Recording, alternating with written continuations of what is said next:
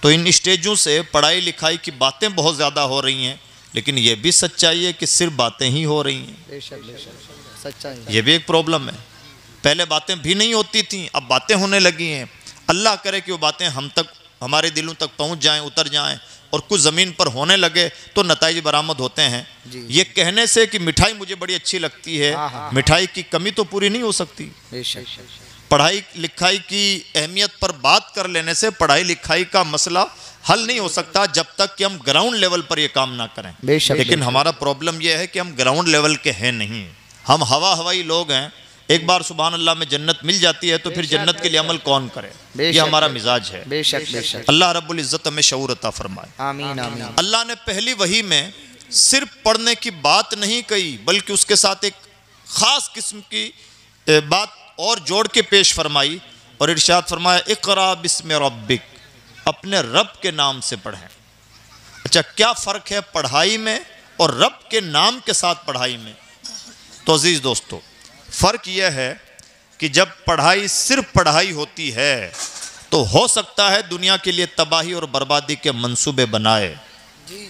دنیا کو جتنے بھی برباد کرنے والے لوگ ہیں وہ جاہل لوگ نہیں ہیں، سب ہائیلی کوالیفائڈ لوگ ہیں، بڑے پڑھے لکھے ہیں، اور پڑھ لکھ کر کے پلاننگ کرتے ہیں کہ اس ملک کو تباہ کیسے کرنا ہے اور یہاں کی زندگی دشوار کیسے کرنی ہے، کن کو کرسیوں سے ہٹانا ہے، کن کو لاشوں میں تبدیل کرنا ہے، کن قوموں کو اوپر لے جانا ہے، کن کو زوال پذیر کرنا ہے، کن کے منہ سے لقمہ چھیننا ہے۔ یہ جتنی بھی سازشیں اور غلط پلاننگ ہوتی ہیں سب پڑھے لکھے لوگوں کا کام ہے، جاہل لوگوں کا کام نہیں۔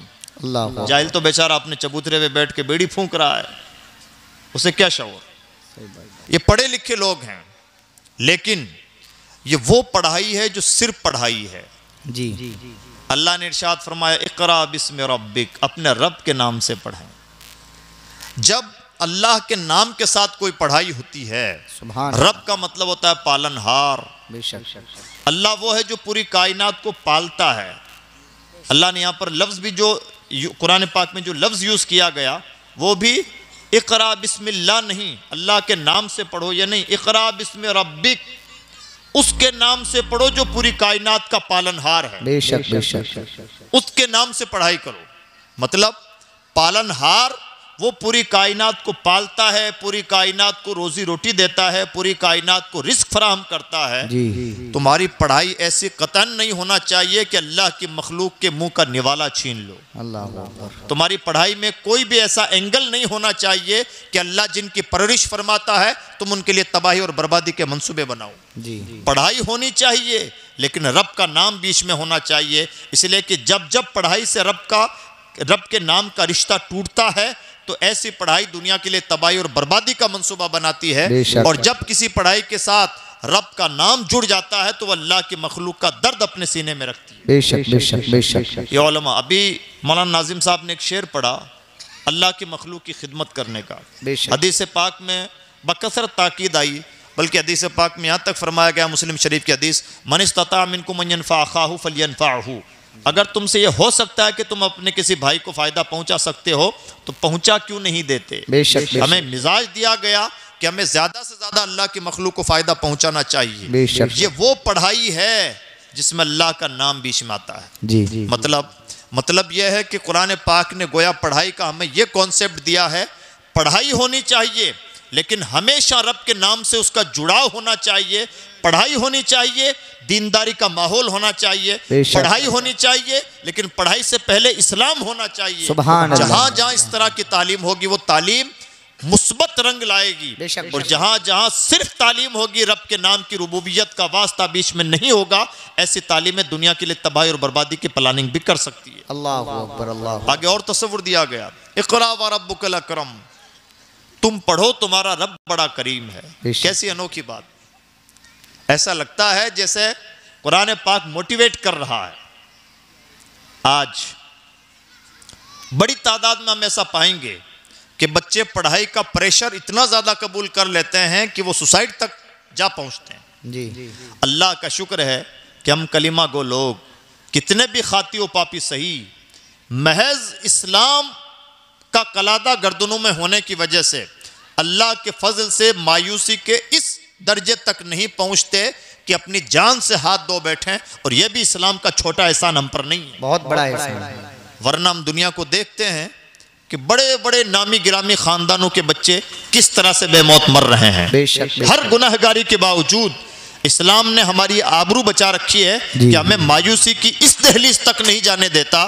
یہ اسلام کا بہت بڑا احسان ہم پر ہے۔ بے شک بے شک بے شک۔ تو یہ جتنے بھی لوگ پڑھائی بھی کر رہے ہیں، ڈی موٹیویٹ بھی ہو رہے ہیں، بڑی عزتیں بھی پا رہے ہیں اور آتم ہتیایں بھی کر رہے ہیں، یہ تمام لوگ وہ ہیں جن کے پاس صرف پڑھائی ہے، صرف فارمیلٹی ہے یا صرف عزت ہے، رب کا نام بھی اس میں نہیں ہے۔ جی اللہ نے ارشاد فرمایا اقرا وربک الاکرم، اے بندے پڑھ، تیرا رب بڑا کریم ہے۔ بے شک۔ یعنی بندے کا کام رزلٹ پر غور و فکر کرنا نہیں ہے، بندے کا بنیادی کام یہ ہے کہ مجھے پڑھنے کا حکم دیا گیا ہے، مجھے پڑھائی کرنی ہے۔ بے شک بے شک۔ یہ مزاج ہونا چاہیے۔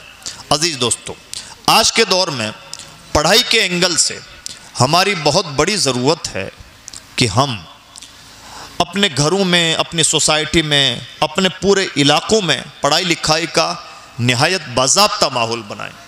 قرآن پاک نے پہل دنیا کو یہ آواز دی تھی اور دنیا کو اس بات کے لیے تیار کیا تھا کہ پڑھائی کے علاوہ کوئی چارہ کار نہیں ہے، اور پیغمبر اسلام صلی اللہ علیہ وسلم نے اس پہلی وحی کو پریکٹیکل کر کے دکھایا۔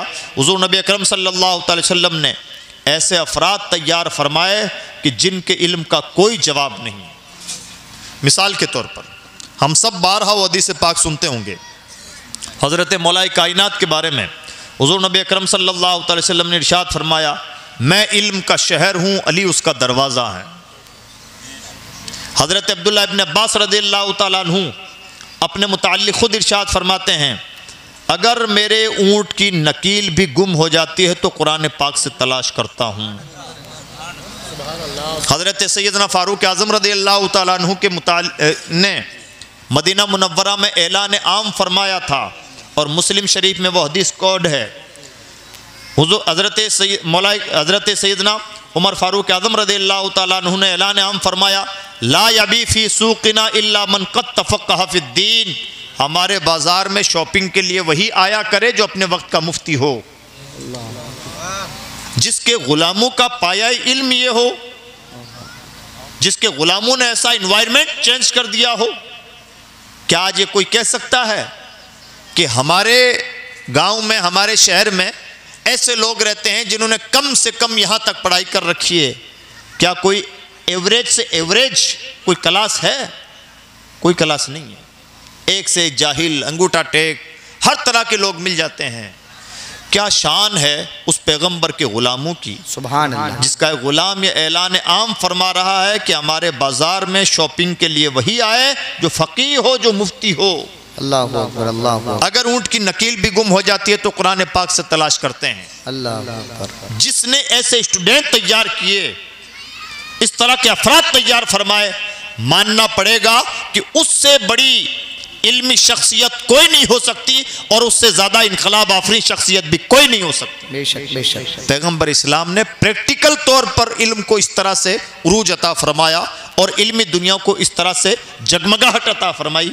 یہ کنٹریبیوشن ہے ہمارے اور آپ کے نبی کا، جن کا ہم کلمہ پڑھتے ہیں۔ بے شک بے شک بے شک۔ اس طرح سے حضور نبی اکرم صلی اللہ علیہ وسلم نے تعلیم و تعلم کے لیے ایک ماحول سازی فرمائی، اور اس طرح سے اس کے نتائج مرتب ہوئے۔ جی اور عزیز دوستو، حضور نبی اکرم صلی اللہ علیہ وسلم کی تحریک کبھی ختم نہیں ہوئی، الگ الگ انداز سے آپ نے اس کی حوصلہ افزائی فرمائی۔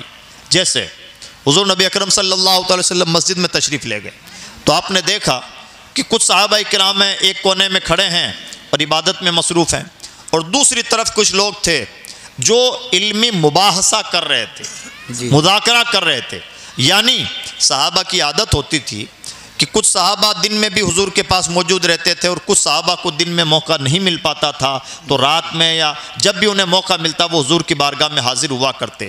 ہر صحابی ہر وقت حضور کی بارگاہ میں حاضر نہیں رہ سکتا تھا، تو جو صحابہ جس وقت غیر حاضر ہوتے، دل کے اندر خواہش یہ رہتی تھی کہ ہماری غیر موجودگی میں حضور نے جو جو باتیں ارشاد فرمائی ہیں کاش وہ ہم تک پہنچ جائیں اور ہمیں مل جائیں۔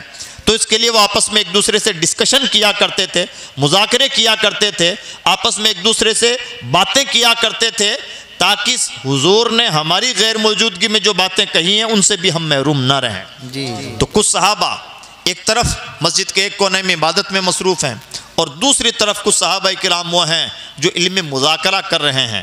حضور نے ان کی بھی تعریف فرمائی جو عبادت کر رہے تھے، اور اس کے بعد میں احسان کیا فرمایا اور حوصلہ افزائی کا انداز دیکھیں۔ ان کی تعریف کی جو عبادت کر رہے ہیں، اور اس کے بعد میں خود تشریف لے گئے اور جلوہ افروز ہوئے اس گروہ میں جو علم مذاکرے میں مصروف تھا۔ سبحان۔ یعنی اہل عبادت کے لیے حضور کی دعائیں ہیں اور اہل علم کے ساتھ حضور کی معیت ہے۔ بے شک بے شک بے شک بے شک بے شک۔ اس طرح سے حضور نبی اکرم صلی اللہ علیہ وسلم نے علمی چیزوں کو پروموٹ کیا ہے، مسلسل پروموٹ کیا ہے۔ بلکہ ایسی بھی نوبتیں آئی ہیں کہ وہ لوگ جو مجرم تھے اور جو سامنے سے لڑائی کرنے کے لیے آئے تھے، جب وہ قیدی بنا دیے گئے، اور حضور نبی اکرم صلی اللہ علیہ وسلم نے ان کا فدیہ یہ قرار دیا کہ تمہیں جو چیزیں معلوم ہیں ہمارے لوگوں کو سکھاؤ، تاکہ ہمارے لوگوں کو جو چیزیں نہیں معلوم ہیں انہیں ان کا علم حاصل ہو سکے۔ اس طرح سے پیغمبر اسلام صلی اللہ علیہ وسلم نے علم کی اور اہل علم کی حوصلہ افزائی فرمائی۔ بے شک بے شک بے شک۔ اور صحابہ کرام نے اس بات کو الگ ہی رنگ دیا، ایسا رنگ کہ دنیا میں اس کی مثال نظر نہیں آتی۔ ایک دوسرے سے ایسا نہیں کہ صرف حضور کے زمانے تک ہی مذاکرے چلتے تھے، حضور کے انتقال کے بعد صحابہ کرام کا اہم ترین ٹاپک ہوا کرتا تھا، کسی بھی موقع پر حضور کی کوئی بات یاد آ جائے تو اسے دوہرا دینا، اسے یاد رکھنا، اس کی تکرار کرنا۔ حضور کی عادتیں، حضور کی ادائیں، حضور کے نماز کا طریقہ، حضور کی زندگی کے دوسرے احوال مسلسل موضوع بحث رہا کرتے تھے۔ ہم نے حضور کو یہ کرتے دیکھا، ہم نے حضور کو ایسا کہتے ہوئے سنا، فلاں وقت حضور نے یہ کیا، فلاں نے حضور کے سامنے ایسا کہا تھا یا ایسا کیا تھا تو اس کے ریئیکشن میں پیغمبر اسلام نے یہ ارشاد فرمایا یا ایسا کر کے دکھایا۔ مسلسل صحابہ کرام کے بحث کا موضوع یہی چیزیں ہوا کرتا تھا۔ یعنی اس طرح سے صحابہ کرام نے علمی مذاکروں کو ایک مسلسل رنگ دیا، اور یہ سلسلہ کنٹینیوسلی آگے چلتا رہا۔ اور آج ہم بڑی آسانی سے کہہ دیتے ہیں کہ بخاری شریف میں لکھا ہوا ہے، کہاں تک کس کے ذریعے سے پہنچا امام بخاری تک وہ پیغام؟ حضور کی حدیث امام بخاری تک، امام مسلم تک، یا کسی بھی محدث تک، یا کسی بھی فقیہ تک، یا اور بڑے لہجے میں کہیں تو ہم تک اسلام جو پہنچا ہے کس کے واسطے سے پہنچا ہے؟ بے شک بے یہ شک واسطہ جو ہے یہ صحابہ کرام کے مذاکروں کا واسطہ بے ہے۔ شک۔ وہ زمانہ کتابیں لکھنے کا زمانہ نہ تھا، وہ زمانہ مذاکروں کا زمانہ تھا، یعنی ان کا موضوع بحث ہی یہ ہے۔ جیسے آج ہم کہیں بیٹھتے ہیں تو کیا ڈسکشن کرتے ہیں؟ فلاں کے یہاں ایسا حادثہ ہو گیا، ایسی کوئی گھٹنا گھٹ گئی ہے، یہ خوشی کی بات، یہ غمی کی بات، یا پھر جس کا جیسا ذوق، چغلی کی باتیں، ادھر ادھر کی باتیں، کسی کی عزت بکھیرنا، جو ہو سکتا ہے وہ کرتے ہیں۔ صحابہ کرام کی گفتگو کا موضوع کیا ہوا کرتا تھا؟ حضور نے اس سلسلے میں کیا کہا، اس سلسلے میں کیا کیا، فلاں چیز کے بارے میں حضور کا نقطہ نظر کیا تھا، بڑے صحابہ کا نقطہ نظر کیا ہے، یہی صحابہ کرام کے ڈسکشن کا ہر وقت موضوع ہوا کرتا تھا۔ گویا حضور نے صرف علم کی حوصلہ افزائی نہیں فرمائی، بلکہ حضور نبی اکرم صلی اللہ علیہ وسلم نے پریکٹیکل طور پر اب علمی اور عملی زندگی جی کر کے دکھایا ہے، اور صحابہ کرام کے سامنے ایک بہترین رول ماڈل کے طور پر حضور نبی اکرم صلی اللہ علیہ وسلم نے پیش فرمایا ہے۔ بے شک بے شک بے شک۔ عزیز دوستو، تب آج اسلام بڑی آسانی کے ساتھ ہم تک پہنچا ہے، اتنی آسانی کے ساتھ نہیں پہنچا جتنے ہلکے میں ہم نے لے رکھا ہے۔ آج جتنی بھی مسجدوں کے مینار بلند ہیں، ہمارے سروں پہ ٹوپیاں ہیں، کلمہ طیبہ گنگنا لیتے ہیں، قرآن پاک کی تلاوتیں کر لیتے ہیں، بہت ساری حدیث کی باتیں ہم سن لیتے ہیں، اتنی آسانی کے ساتھ ہنستے کھیلتے اور ناز نخروں کے ساتھ اسلام ہم تک نہیں پہنچ گیا ہے، بلکہ مسلسل قربانیوں کے مرحلوں سے گزرا ہے، تب جا کے اسلام ہم تک پہنچا ہے۔ یہ شہادت گاہ الفت میں قدم رکھنا ہے۔ لوگ آسان سمجھتے ہیں مسلمان ہونا، مسلسل قربانیاں دی گئی ہیں، اور حضور نبی اکرم صلی اللہ علیہ وسلم نے جو پیغام دیا تھا اس پیغام کو عملی طور پر جیا گیا ہے، تب جا کے اسلام کا پیغام ہم تک پہنچا ہے۔ اب ہماری اور آپ کی کیا ڈیوٹی ہے؟ ہماری اور آپ کی آج کے دور میں سب سے بڑی ڈیوٹی یہ ہے کہ ہم اپنے آس پاس کا ماحول علمی بنانے کی کوشش کریں، انشاءاللہ۔ اور اس کا کیا طریقہ ہے؟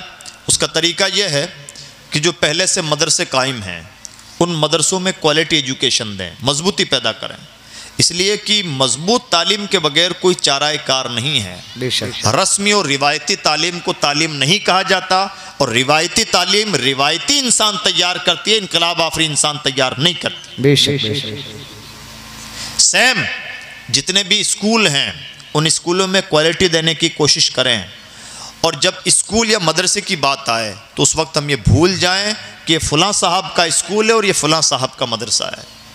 جو بھی اسکول ہے وہ ہمارا اسکول ہے، اور جو بھی مدرسہ ہے وہ ہمارا مدرسہ ہے، چاہے اس کے فاؤنڈر کوئی بھی ہوں۔ بلکہ اگر کسی اسکول سنچالک نے اسکول ٹھیک بزنس پرپس سے بھی کھولا ہے تو ہمیں اس کا شکر گزار ہونا چاہیے۔ اللہ تمہارا بھلا فرمائے کہ تم نے بزنس بھی اختیار کیا تو وہ جس سے ہماری نسلیں تیار ہوتی ہیں۔ سبحان اللہ سبحان اللہ۔ چاہتے تو کوئی کرانہ کی دکان بھی کھول سکتے تھے، لیکن تم نے انسان تیار کرنے والا، انسانیت تیار کرنے والی فیکٹری کھولی ہے، اس کے لیے تم ہماری طرف سے شکریہ کے مستحق ہو۔ جب ہم اس طرح سے علم کی حوصلہ افزائی کرتے ہیں تو نتائج بھی ویسے ہی مرتب ہوتے ہیں جیسے ہم امید رکھتے ہیں۔ بے شک بے شک ہم چاہتے ہیں کہ وہ تو 100% دیں اور ہم اخلاص کا بالکل مظاہرہ نہ کریں، تالی ایک ہاتھ سے نہیں بجتی ہے۔ اگر ہم اہل مدرسہ کے ساتھ حسن سلوک کریں، اگر ہم ان کی عزت و آبرو کا خیال رکھیں، اگر ہم ان کی باتیں مانیں، اگر ہم ان کو علمی طور پر آزادی فراہم کریں تو انشاءاللہ رزلٹ بھی بہتر آئے گا۔ اور یہ ہماری بھی ذمہ داری بنتی ہے کہ ہم خلق خدا کی امیدوں پر کھرا اتریں، اور یہ خلق خدا کی بھی ذمہ داری بنتی ہے کہ جو بھلا کام کر رہے ہیں ان کا غیر مشروع سپورٹ کریں۔ اب وہ زمانہ نہیں رہا کہ ہم معمولی انا کی وجہ سے ایک دوسرے کو نیچا دکھاتے پھریں اور ایک دوسرے کو برا بھلا کہتے اور ایک دوسرے کی پگڑیاں اچھالتے پھریں۔ 70 سال تک ہم نے پریکٹس کی ہے، اور آج ذلت کے وہ دن دیکھنے پڑ رہے ہیں کہ جہاں پیدا ہوئے وہاں بھی پیدائش کا سرٹیفکیٹ دینا پڑ رہا ہے۔ یہ نوبتیں راتوں رات کسی قوم کے سامنے نہیں آتی۔ جب کوئی قوم مسلسل اپنے رب کی نافرمانی کرتی ہے تب اس کے دن پلٹتے ہیں، ورنہ 1500 سال قبل یہاں کی زمین سے بالکل الگ اور اجنبی زمین میں شروع ہونے والا ایک میسیج، کلمہ توحید کا میسیج اس زمین پر پہنچا، اور تھوڑے ہی وقت کے بعد میں وہ پیغام اتنا عام ہوا کہ اس پیغام کے ماننے والے کئی سو سال تک اس زمین پر حکومت کرتے رہے۔ یہ اللہ کا چھوٹا انعام ہے۔ بہت بہت ایک معمولی کرسی مل جائے تو انسان کو لگتا ہے جانے مجھے کیا مل گیا۔ پورے ملک کی حکومت اور کئی سو سالوں تک کسی قوم کی جھولی میں اللہ ڈال دے، لیکن نتیجتاً وہ قوم کیا کرے؟ وہ قوم تاج محل بنائے، لال قلعے تعمیر کرے، قطب مینار بنائے، عیاشیاں کرے۔ نتائج کیا نکلتے ہیں؟ نتائج یہ نکلتے ہیں کہ جنہوں نے یہ عیش و آرام کیے اور یہ نامی گرامی چیزیں بنائیں اور اللہ کی مخلوق کے ساتھ جو کرنا چاہیے تھا وہ نہ کیا۔ اگر دہلی کی چھوٹی سی گلی کا سڑک کا نام بھی ان کے نام پر ہوتا ہے تو رات میں کالک پوت دی جاتی ہے اور دنیا کہہ دیتی ہے کہ ہمیں یہ نام گوارا نہیں۔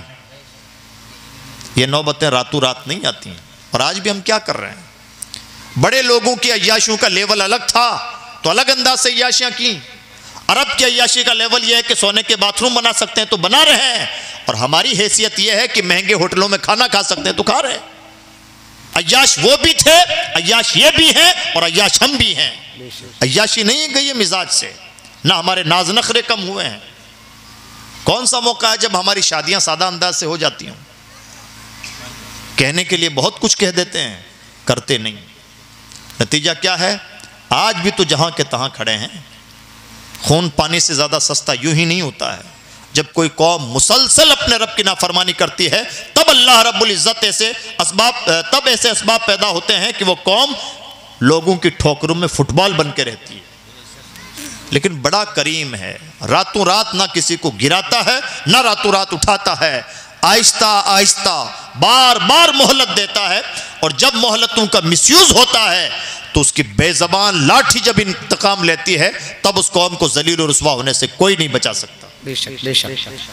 اس لیے عزیز دوستو، ایجوکیشن پہ بہت سیریسلی فوکس کرنے کی ضرورت ہے۔ انشاءاللہ انشاءاللہ۔ کم کھا لیں، سستے مکان بنا لیں، شادیاں نہایت سستی اور سادہ انداز میں کریں، یہی شریعت کا حکم بھی ہے، اسی میں برکت بھی ہے، اسی میں بھلائی بھی ہے، یہی عقل مندی بھی ہے، اور یہی زمانے کا تقاضا بھی ہے۔ اور اگر ہم نہ عقل کی مانیں، نہ شریعت کی مانیں، نہ حالات کی سنیں، پھر شکوہ کرنے کا کوئی حق نہیں ہے کہ ہمارے حالات اچھے نہیں۔ ایک انسان کو روکا گیا کہ بھائی یہ راستہ ٹھیک نہیں، آگے بڑے کھڈے ہیں، آپ موٹر سائیکل ذرا آہستہ چلائیں۔ اگر آپ نے موٹر سائیکل کی رفتار سلو نہ کی تو ہو سکتا ہے کہ آپ کی موٹر سائیکل اچھل جائے، آپ کا ایکسیڈنٹ ہو جائے، کوئی فریکچر ہو جائے۔ لیکن جناب نوجوان خون کو کچھ نہیں سمجھ میں آتا، بڑی تیزی کے ساتھ دوڑ کے گیا، وہاں ایک ٹکر لگی اور گر کے ہاتھ ٹوٹ گیا۔ آپ اور ہم کیا کہیں گے؟ اس کے ساتھ یہی ہونا چاہیے تھا، اسے بار بار سمجھایا گیا لیکن ایک اس نے نہ سنی۔ اس کے ساتھ یہی ہونا چاہیے تھا جو ہوا۔ ہم بھی تو اسی کیٹیگری کے ہیں۔ قرآن و حدیث نے سمجھایا، اولیاء کاملین نے سمجھایا، علماء مسلسل ممبروں سے سمجھا رہے ہیں۔ ہر ہفتہ جس قوم کو سمجھایا جاتا ہو، ایسا تو دنیا میں کسی کے پاس کوئی پلیٹ فارم ہی نہیں ہے۔ باوضو سر پہ ٹوپی رکھ کر کے ہر جمعہ کو خطاب سن رہے ہیں اور اثرات کچھ نہیں۔ نہ گھمنڈ ختم ہوتا ہے، نہ حسد کا خاتمہ ہوتا ہے، نہ جلن، کینہ، کپٹ، بغض، نہ جادوگری، کچھ تو ختم نہیں ہوتا۔ اور ہمیں لگتا ہے کہ مولانا صاحب تقریر کریں اور تمام برائیاں دھل کے چلی جائیں۔ اس قدر نان پریکٹیکل۔ ہمیں خود کچھ نہیں کرنا ہے، صرف ہواؤں میں مشورے پھینک دینا ہے، اور کوئی کرے تو اس کا سپورٹ نہیں کرنا ہے۔ ایسے حالات نہیں بدلتے۔ ان اللہ لا یغیر ما بقوم حتی یغیروا ما بانفسہم۔ اللہ کسی بھی قوم کے حالات اس وقت تک نہیں بدلتا جب تک کہ کوئی قوم اپنے حالات بدلنے کی پہل نہ کرے۔ بے شک۔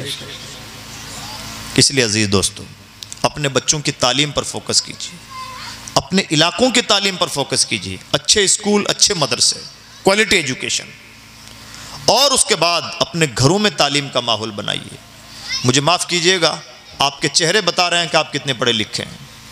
آپ کے یہاں بیٹھنے کا انداز، آپ کی چہل پہل، اٹھک بیٹھک، ہر بات زبان سے نہیں کہی جاتی، بہت سارے راز چہرے گل دیتے ہیں۔ بے شک بے شک۔ ہمارا لب و لہجہ، ہمارا طرز رہائش، لائف اسٹائل بتا دیتا ہے کہ ہم کتنے پانی میں ہیں۔ معذرت کے ساتھ ہمارے گھروں کی تہذیب ٹھیک نہیں۔ بچوں کا سونا اٹھنا کب ہوتا ہے، کب بچہ جاتا ہے گھر سے، کب واپس آتا ہے۔ جو بچے پڑھنا لکھنا چاہتے ہیں ان کے لیے کوئی سسٹم نہیں ہے کہ جس سے وہ پڑھائی کر سکیں۔ شور و شغف ہو رہا ہے، گھر میں ٹیلی ویژن کی آواز تیز ہے، چیخ پکار ہے، چھوٹے موٹے کام اہمیت رکھتے ہیں، بچے کی تعلیم کوئی اہمیت نہیں رکھتی۔ جو قومیں اپنی نسلوں کو اتنے ہلکے میں لیتی ہیں وہاں ہلکی ہی نسلیں پیدا ہوتی ہیں، اور جو قومیں اپنے بچوں کی تعلیم کو لے کر کے سیریس ہوتی ہیں وہاں پر اے پی جے عبد الکلام تیار ہوتے ہیں۔ آج بھی اس قوم میں ہنرمندی کی کوئی کمی نہیں ہے، آج بھی اس قوم میں اچھے بچوں کی کمی نہیں ہے، اچھے ماں باپ کی کمی ہے۔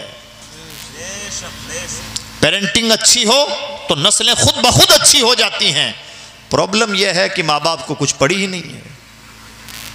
اتنا ہی نہیں ہے کہ ہم خود پڑھے لکھے نہیں ہیں، گویا ہم نے ٹھان رکھا ہے کہ جب تک ہم زندہ ہیں نہ تو ہم نے اپنے بیٹے کو پڑھنے لکھنے دیا اور نہ ہی ہم اپنے پوتوں کو پڑھائی لکھائی کے ماحول میں جانے دیں گے۔ جب اس طرح سے گھروں کا ماحول الجھن کا شکار ہو تو وہاں سے اچھے لوگ کیسے تیار ہوں؟ بے شک بے شک۔ اس لیے اپنے گھروں کا ماحول تعلیمی بنائیں، اور گھروں کا ماحول تعلیمی بنانے کا کیا طریقہ؟ بچوں کے لیے آپ کے گھر میں پکا ماربل کا فرش ہو کہ نہ ہو، بچوں کے پڑھنے کے لیے ٹیبل ہونی چاہیے۔ بے شک بے شک بے شک، بہت اچھا پیغام۔ کوئی اچھے شیشے اور بہت ڈیکوریشن ہو یا نہ ہو، کتابوں کی ایک چھوٹی سی لائبریری تو ہونی ہی چاہیے۔ بے شک بے شک بے شک۔ اور بچوں کا ایک نیچر ہے، بچے کاپی کرتے ہیں۔ اگر وہ دادا کو، ماں باپ کو، دادی نانی کو، کسی کو بھی گھر میں کتابیں پڑھتے ہوئے دیکھیں گے، خود بھی کتابیں پڑھیں گے۔ بے شک۔ اور اگر مان لیجئے باپ تو موبائل میں تیز آواز کے ساتھ ویڈیو سن رہا ہے اور بچے سے کہہ رہا تم اپنی پڑھائی پہ دھیان دو، نہایت بیوقوف قسم کا باپ ہے، اور وہ گویا اپنے گھر میں ایک منافق ٹائپ کا انسان تیار کر رہا ہے۔ بچہ سیکھ رہا ہے کہ میرے باپ کے کہنے اور میرے باپ کے کرنے میں زمین و آسمان کا فرق ہے۔ بے شک بے شک بے شک۔ بچے نصیحتیں نہیں مانتے۔ ان بچوں کو آپ ڈھیر ساری باتیں یہاں بتائیے، بیٹا بہت سلیقے سے بیٹھنا چاہیے، شور نہیں کرنا چاہیے، ہوم ورک کر لینا چاہیے، پڑھائی بڑی اچھی چیز ہے، سچ بولنا چاہیے، کوئی فرق نہیں پڑتا۔ آپ کی ان ڈھیر ساری گاتھاؤں کا کوئی بچوں پر اثر نہیں ہوتا۔ اگر آپ چاہتے ہیں کہ بچے اچھے بنیں، بچوں کے سامنے رول ماڈل بن کے دکھائیے، بچے خود بخود اچھے بنیں گے۔ انشاءاللہ یہ ہے نظام قدرت۔ بہت اچھا پیغام۔ گھر میں پڑھائی کا ماحول ہو، بچے پڑھائی لکھائی کے ماحول میں جڑ جائیں گے۔ گھر میں بڑی باتیں ہوتی ہوں، بچے بڑے مزاج کے بن جاتے ہیں۔ یہی وجہ ہے کہ بزنس مین کا بیٹا بزنس مین ہی بنتا ہے عام طور پر، اسے سکھانے کی ضرورت نہیں ہوتی۔ کئی بار لوگوں کو بزنس مین بننے کے لیے کون کون سے کورسز کرنے ہوتے ہیں، بی کام کرتا ہے، کوئی بی بی اے کرتا ہے، کوئی ایم بی اے کرتا ہے، کیا کیا کورسز کرتے ہیں۔ اور ایک بزنس مین جو ٹھیٹ بزنس مین ہے، جس کے گھر میں بزنس کی باتیں ہوتی ہیں، اس کے بیٹے نے بھلے کوئی کورس نہ کیا ہو، وہ باپ سے ہو سکتا ہے کہ ایڈوانس بزنس مین بن جائے۔ سچائی۔ پڑھائیاں بھی سیکنڈ درجے میں ہیں، گھر کا ماحول فرسٹ ہے۔ ہم کئی مرتبہ یہ مان لیتے ہیں کہ جناب اچھے اسکول میں ایڈمیشن کروا دیا، ہم تو مہنگی فیس بھی دے رہے ہیں، پھر پڑھائی کیوں نہیں ہوتی؟ ذرا جائزہ لیجئے، بچہ اسکول میں کتنے ٹائم رہتا ہے اور آپ کے پاس کتنے ٹائم؟ اگر 24 گھنٹے میں کا ٹائم ہمارے پاس ہوتا ہے، بچہ اسکول میں 5 سے 6 گھنٹہ رہتا ہے، اس سے 3 گنا زیادہ وقت آپ کے پاس بتاتا ہے۔ اگر ہم مان لیتے ہیں کہ اسکول اپنا 100% بھی دے رہا ہے، تب بھی تو اسکول کی ذمہ داری صرف 25% کی ہے، 75% کی ذمہ داری تو ہمارے گھر کے ماحول کی ہے۔ بے شک بے شک۔ جو بچہ 6 گھنٹہ اسکول میں دے رہا ہے، اسے اسکول کے مطابق لکھنا پڑھنا آ رہا ہے، اور جو بچہ 75% ٹائم یعنی باقی کے 18 گھنٹے گھر میں گزار رہا ہے، سوال تو ماں باپ سے ہونا چاہیے کہ 18 گھنٹے میں آپ نے بچے کو کیا سکھایا۔ اللہ اکبر اللہ اکبر اللہ اکبر۔ ہم سمجھتے ہیں کہ ہمیشہ جو مزاج ہو گیا ہے دوسروں کے سر بلائیں ٹالنے کا، مولانا صاحبان کو اصلاح کرنی چاہیے۔ اچھا، اسکول میں ٹیچرز کو پڑھانا چاہیے، فلاں صاحب کو ایسا کرنا چاہیے، اور آپ کو کیا کرنا چاہیے؟ آپ صرف ہواؤں میں مشورے پھینکیں گے اور زمین کا بوجھ بن کے رہیں گے۔ یہ مزاج ہمیں ٹالنا ہوگا۔ گھروں میں 100% تعلیمی ماحول بنانا ہوگا اپنے، تب جا کے ہماری آنے والی نسلیں عزت کی زندگی گزار پائیں گی۔ اور اگر ہم نے یہ سب نہیں کیا تو ایسا ہے ہمارا کوئی کان نہیں پکڑے گا کہ آپ نے ایسا کیوں نہیں کیا۔ زمانے کی ایک رفتار ہے، جو زمانے کی رفتار کے ساتھ چلتا ہے عزت پاتا ہے، جو زمانے کی رفتار سے ہٹ جاتا ہے زمانہ اس سے آنکھیں موند لیتا ہے، اور یہی سب سے بڑا عذاب ہے۔ بے شک بے شک۔ نوکیا موبائل سے غلطی ہوئی کہ جاوا سے جب سافٹ ویئر اینڈرائڈ پہ شفٹ ہوا، نہیں کہ دنیا نوکیا کے پاس شکایت لے کے گئی تھی کہ آپ بھی کوئی اینڈرائڈ ورژن لائیے، بلکہ جو پہلے سے مارکیٹ میں اینڈرائڈ ورژن تھا دنیا نے اس کو اپنا لیا، نوکیا خود بخود پیچھے دھکیل گیا، اور میں سمجھتا ہوں آج کسی کے پاس نظر نہیں آتا ہوگا۔ یہی دنیا کا مزاج ہے۔ جو قومیں دنیا کی رفتار کے ساتھ،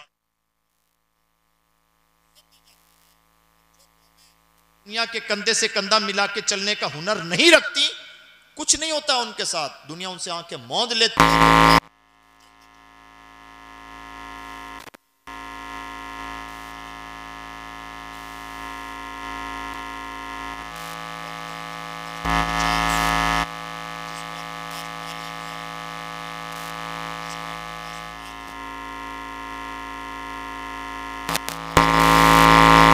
جس قوم کی سنسکرتی تہذیب مضبوط ہے، ترقی یافتہ، جن قوموں کے پاس یہ چیزیں نہیں، وہ کہاں ذلیل ہو دنیا کو کوئی مطلب نہیں۔ بے شک بے شک۔ اب مجھے بتائیے ہمارے پاس کیا ہے؟ کچھ نہیں ہے۔ میں آپ سے پوچھوں کہ آپ کے نوگاواں سادات میں بڑی آبادی ہے، کتنے کلیکٹر ہیں 10-12 کلیکٹر ہیں؟ اگر ہیں تو آپ کو مبارک ہو، اور اگر نہیں ہیں تو فکر کرنے کی ضرورت ہے۔ اس زمانے میں جب تعلیم کی رفتار کہاں سے کہاں پہنچ رہی ہے، دنیا کیا کیا تجربات کر رہی ہے، ہم سوچ بھی نہیں پا رہے ہیں۔ اپنے بچوں کی کاؤنسلنگ پہ کوئی توجہ نہیں۔ اس لیے عزیز دوستو، بہت سیریسلی گزارش ہے، قرآن پاک کا پہلا میسیج، حضور نبی اکرم صلی اللہ تعالی وسلم کی پوری زندگی کا میسیج، صحابہ کرام کی پوری زندگی کا میسیج، اور اسلام کی 1400 سالہ تاریخ کا انقلابی اور اہم ترین میسیج، پڑھائی میں کوئی سمجھوتا نہیں۔ بے شک بے شک۔ جس قوم نے یہاں سمجھوتا کیا اس قوم کو کوئی عزت حاصل نہیں ہو سکتی۔ اسی لیے تعلیم میں کوئی سمجھوتا نہ کریں، اپنے گھروں میں تعلیم کا ماحول بنانے کی کوشش کریں گے؟ انشاءاللہ تعلیم کا ماحول بنانے کی کوشش کریں۔ ہمارا کوئی بھی فنکشن، شادی بیاہ کچھ بھی ہو، بچے کے اسکول یا مدرسے کی ٹائمنگ کے اکارڈنگ ہونی چاہیے۔ ہم شادی سنڈے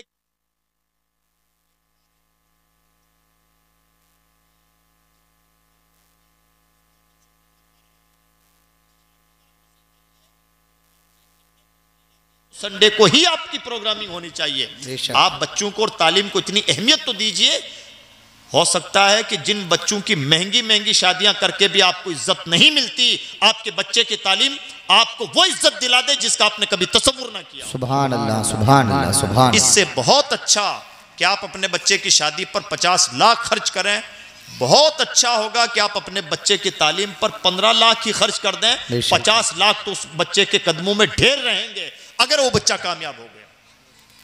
یہ ہم پر ڈیپینڈ کرتا ہے کہ ہم ایک دن کے کھانے کو اہمیت دیتے ہیں یا پھر اپنے بچے کی پوری زندگی کو اہمیت دیتے ہیں۔ وہ قومیں جو ترقی یافتہ ہوتی ہیں، ایڈوانس ہوتی ہیں، وہ ہمیشہ اپنی کیپٹل منی جس چیز کو مانتی ہیں وہ ان کی نسلیں ہوتی ہیں۔ ہم جب بھی کسی بھی ترقی یافتہ ملک کی بات کریں گے، بڑی قوم کی بات کریں گے، تو اس قوم کے اندر جو خاص بات پائیں گے وہ بات یہ پائیں گے کہ ترقی یافتہ قومیں کچھ بھی کریں اپنے بچوں کے کیریئر کے ساتھ کوئی سمجھوتا نہیں کرتی، اور یہی ان کی کامیابی کا بنیادی راز ہوا کرتا ہے۔ اس سلسلے میں بہت زیادہ سیریس ہونے کی ضرورت ہے، اور یہ ذمہ داری سب سے زیادہ نوجوانوں کے سر آتی ہے۔ پڑھے لکھے نوجوان صرف بائک دوڑانے، فیشن کے لیے، موبائل چلانے کے لیے، گپ شپ کے لیے نہیں ہیں۔ پڑھے لکھے نوجوانوں کی سب سے بڑی ذمہ داری بنتی ہے کہ اپنے پورے علاقوں میں تعلیمی ہلچل مچائیں، اور جو بڑے بوڑھے ہیں، سرمایہ دار ہیں، جو بھی سفید داڑھی والے ہیں، میں بڑے احترام کے ساتھ گزارش کروں، آپ کی سفید داڑھی کو اسلام نے بڑی عزت دی ہے، آپ کی بھی تو ذمہ داری بنتی ہے کہ اس اسلام کے لیے کچھ کریں۔ آج امت جتنے زوال کا شکار ہے، اس امت کو زوال سے اور پسپائی سے اور ذلت و رسوائی سے نکالنے کا ایک ہی طریقہ ہے کہ امت کو ایجوکیٹ کیا جائے۔ لہذا تمام سفید داڑھی والوں سے گزارش ہے، جو بھی اچھا کام کر رہا ہے، مال سے اس کا سپورٹ کر سکتے ہیں مال سے کیجئے، عقل سے سپورٹ کر سکتے ہیں عقل سے کیجئے، اپنے تجربات سے سپورٹ کر سکتے ہیں تو وہ کیجئے، اور کچھ نہیں کر سکتے تو اتنا ہی کہیے کہ جناب آپ بہت اچھا کام کر رہے ہیں، کرتے رہیے، ہم آپ کے ساتھ ہیں۔ اتنا تو کر سکتے ہیں، کیا ہم اتنا بھی نہیں کر سکتے؟ کیا اتنا بھی سپورٹ نہیں کر سکتے؟ اور اگر اتنا بھی سپورٹ نہیں کرتے تو یاد رکھیے اس دنیا میں کوئی امر رہنے کے لیے نہیں آیا ہے۔ کب کس کی موت کی خبر مل جائے کچھ نہیں کہا جا سکتا۔ اس سے اور اگر ہم نے اس امت کے لیے اس طور پر کچھ نہیں کیا، اللہ کی بارگاہ میں ہماری جواب دہی بڑی مشکل ہو جائے گی۔ اس لیے عزیز دوستو، میرا فائنل میسیج، فائنل بات یہی ہے، اور ہر بار یہی رہتی ہے کہ ہماری اس وقت دو چانس